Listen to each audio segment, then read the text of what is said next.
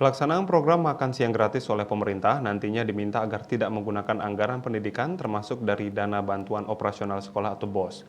Program tersebut tidak boleh direalisasikan melalui penggunaan anggaran pos pendidikan, lantaran sebagian besar dana BOS selama ini digunakan untuk membayar gaji guru dan tenaga pendidik honorer.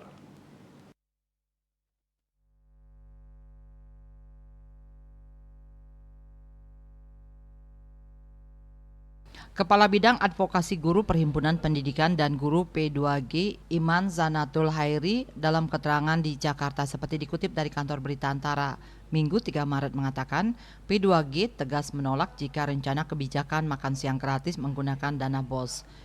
Iman menjelaskan program tersebut tidak boleh direalisasikan melalui penggunaan anggaran pos pendidikan lantaran sebagian besar dana BOS selama ini digunakan untuk membayar gaji guru dan tenaga pendidik honorer. Menurut P2G, saat ini saja anggaran APBN pos pendidikan belum sepenuhnya memenuhi kesejahteraan guru dan memperbaiki fasilitas sekolah, termasuk memajukan kualitas pendidikan. Apabila anggaran pendidikan dalam APBN juga digunakan untuk membiayai program makanan gratis, dikhawatirkan akan semakin menghambat peningkatan kualitas pendidikan dan kesejahteraan guru. Data Badan Pusat Statistik BPS menunjukkan sebanyak 60,6% ruang kelas pada sekolah jenjang sekolah dasar SD dalam kondisi rusak pada tahun ajaran 2021-2022 sehingga seharusnya permasalahan ini yang menjadi fokus perhatian pemerintah.